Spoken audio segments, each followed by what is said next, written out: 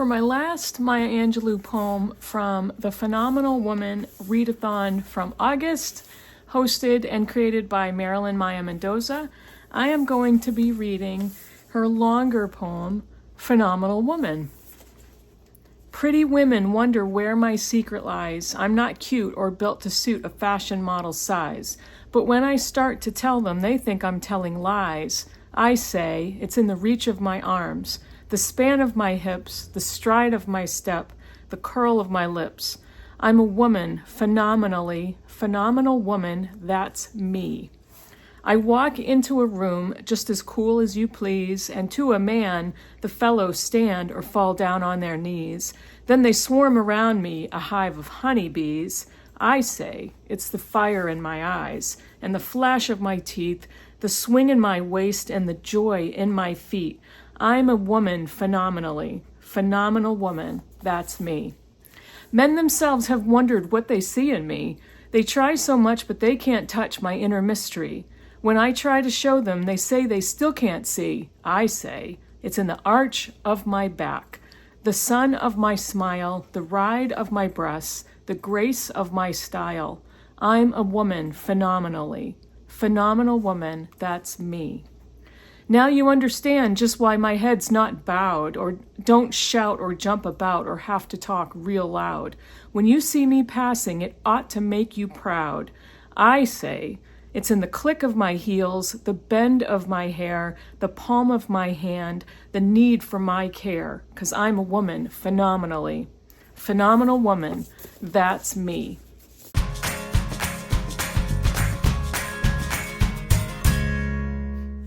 Hey Booktube, it's Kim at Middle of the Bookmarch, and this is my Bookish week for, oh my goodness, September 1st. It's September 1st, so I'm filming this yesterday on Saturday the 31st.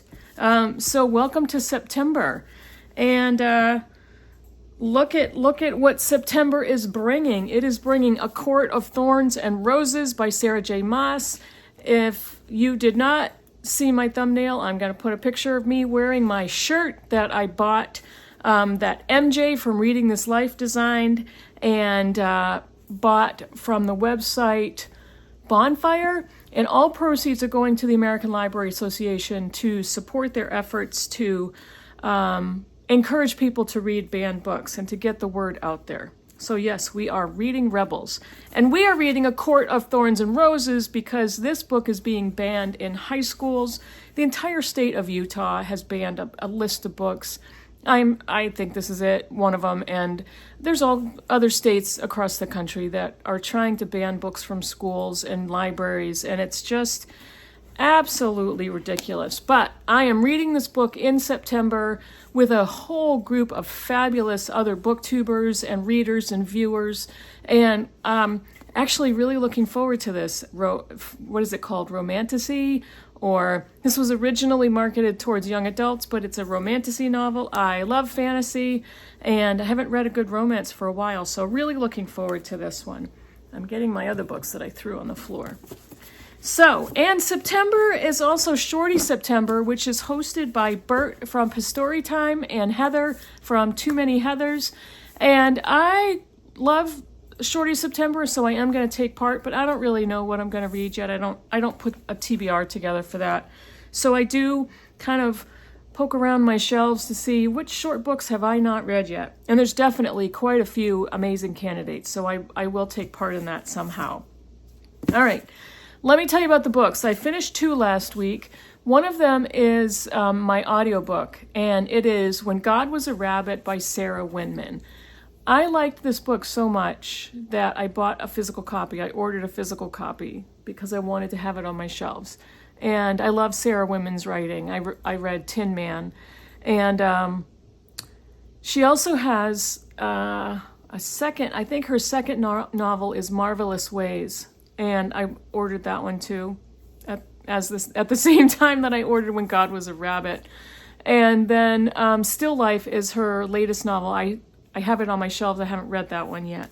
So let me tell you about When God Was a Rabbit. This is a story. Now, Sarah Winman is a British author. This is set in England.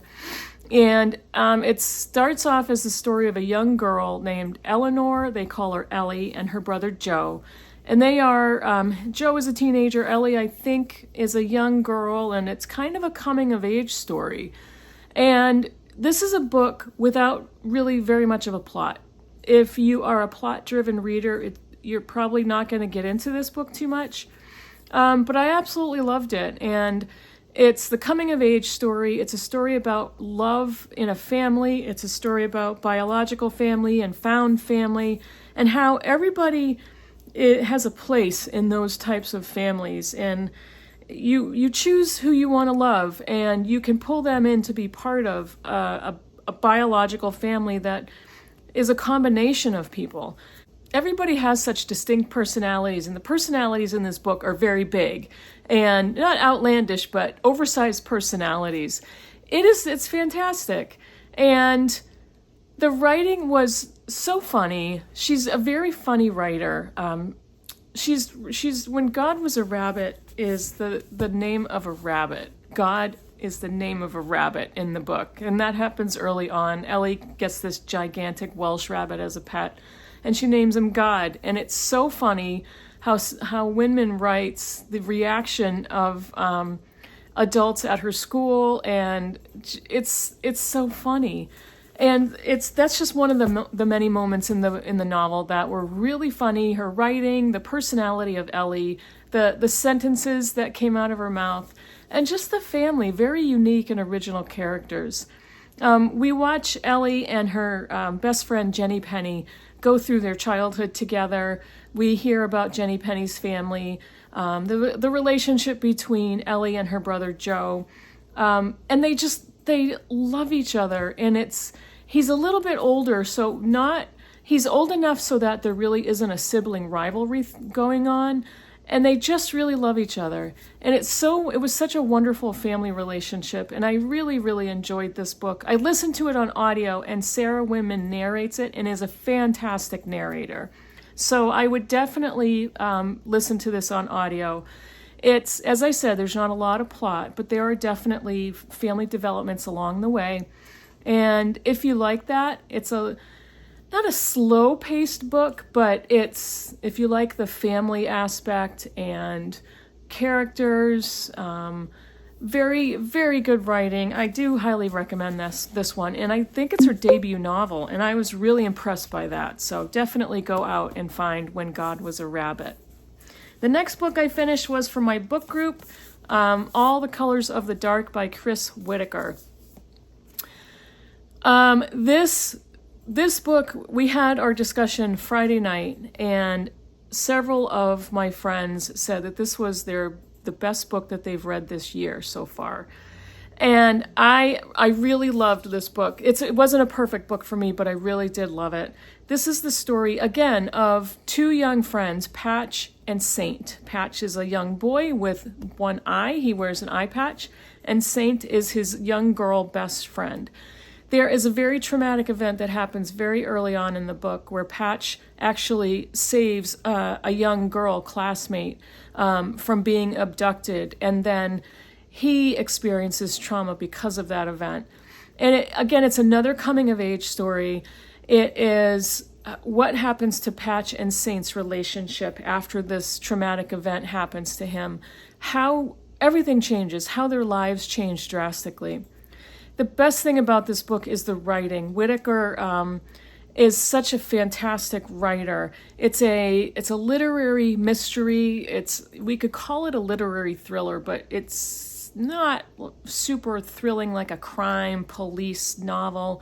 There's definitely a mystery that gets revealed at the end. But his writing is very beautiful. The one quibble I had with the book is it's pretty long, and the pacing was a little off for me. It started off very interesting, character-driven, very descriptive, beautiful language, and then a large chunk of the middle of the book was a little too slow, and it is long. And so when you have a long book, usually a successful long book for me is it doesn't have to be action-packed, but give the reader a break and then have another event. Give the reader a break, have an up and down, up and down, up and down, and this one did not do that. The end was extremely satisfying. The language throughout, he's so creative, and the way he uses language and sentences was very well done. Kind of how I always describe it as artistic writing. The chapters are super short, which we all loved because makes it so easy to read. So easy to read. When you have a book that has no chapters or 40-page chapters, it can get a little tiring, and maybe it's, I don't know. I have a pretty decent attention span, so it's not really that. It's just frustrating. But this one was so easy to pick up and read. And I have to say, I have not seen this very many places on BookTube, and I highly recommend this book. As you can see, I got it from Book of the Month Club. There's the little graphic right there. So it is available on there if you're a member. I do highly recommend it. It was a fantastic story. A lot of coincidences along the way. If you don't enjoy that, they're in there. The characters were so quirky and funny and poignant. It was so well done. He did such an excellent job at the character development. So yes, we had a blast with this one. I highly recommend that. So those are the two books I finished. I am currently reading one book because I finished my audiobook, and the book that I'm currently reading, by the time you're watching this video, I may have already finished it. So this is Wayward by Amelia Hart. This is the story of 3 women in 3 different time periods. It is Altha, I think her name is, Altha in 1619, and as we find her at the beginning of the book, she is on trial for being a witch. And then in 1942, it is Violet's story. It's during World War II, and she is kind of being kept isolated at some English country estate by her very controlling father. And then in 2019 is Kate, which she flees the city of London to end up at a remote cottage where she needs to escape her life. And the way the book is set up is they're tied in some way that we are continuing, or I as the reader am continuing to find out where is the connections. And you can see them. You can see these answers coming. You know there's connections. You know there's a family connection. There's a name connection. So we all know that. And it's just getting to that point in the book where she wraps it up. I'm really loving this book. It alternates between all 3 of these women's stories, so all the chapters alternate back and forth. And it's fun for me to read, to find out the connections getting stronger and stronger and stronger the more I get to the end of the book. The writing is wonderful. Debut novel, another debut novel that I read, and it's fantastic for a debut novel. I am really impressed by a debut writer who can do that, who can write a book that you would never know it was a debut if you hadn't read the blurb or if you hadn't looked into the book. It's very well written, so I'm really, really enjoying this. And this is one of the prettiest covers that I've bought in the past year or so. It's a gorgeous cover on the hardback. And I think the Wayward font is kind of in that shiny, you can't really see it, but it's really pretty. So those are all the books I have to show you. I have a few housekeeping announcements. For the 3 wonderful readers and friends who won the Stephen King books, I apologize for the late shipments, but the shipment just went out on Saturday, so you should be seeing them by the end of this coming week. Thank you for your patience. With my work schedule, I literally could not get to a post office or to a shipping store all week, and even last weekend I just did not make it. So they did go out Saturday, August 31st. So thank you for your patience. And I had a few of you asking me about the cat box situation. So here's the conclusion to my cat box issue. I threw away the robotic cat box because I think the cat that was peeing outside of the box was afraid of it. And it wasn't the big chunky chowder cat that I thought was getting claustrophobic. It was my petite little cat named Bridget who was peeing on the puppy pad. And I don't know why, because she wasn't the one I was really worried about. But I noticed that when she did go into the box, she would come out of it, and the box was programmed to clean itself 2 or 3 minutes after a cat left, and it weighs the cats while they're in there. So it knows when the cat leaves. And I did notice several times the box would start to revolve to clean itself, and she would be startled by that, and she would just be staring at it. So I thought she was afraid of it. So I eventually got a different cat box. I got this great big plastic fancy one that had like a drain system in the bottom. And that was a mess because it was made of plastic. It didn't click together securely enough. Just didn't work for me. It was too fancy, even though it was just a plastic cat box. So what I did was I bought two. I bought a stainless steel open cat box with high sides. And I did buy a smaller enclosed one, but it's just a regular, nothing moves in it. And so far so good. I have not seen any pee or poop outside of the boxes. And so I also changed the cat litter to that crystal cat litter that's like the finer texture, so it's easier on their paws. Hopefully that will work. It's a lot easier to deal with than that stupid clumping K litter that it's gross, and it basically turns into cement in the bottom of your cat box. Cat owners, you know what I'm talking about. So thanks for that ramble about my cat toileting issue. If anybody who was interested or was asking, there's the resolution.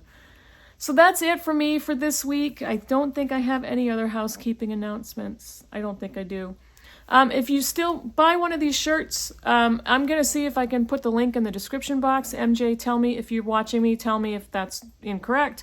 But if I put the link there, you'll probably be able to go. They have a bunch of colors. They have different styles. It's really cool. And I actually love the shirt. So go and get yours. Let me know in the comments below what you think about any of the books I was talking about. And come and join me if you want to read A Court of Thorns and Roses, or if you're going to get involved in Shorty September, or any of the other wonderful BookTube events. Shake-Tube, Shake-Tember. Oh gosh, I don't even know them all. There's so many good ones in September. And Roz from Scally Dandling About the Books just put her video out for the Victober announcement next month in October. So get involved. Let me know in the comments below what you think, and I'll see you all in the next video. Bye, everybody.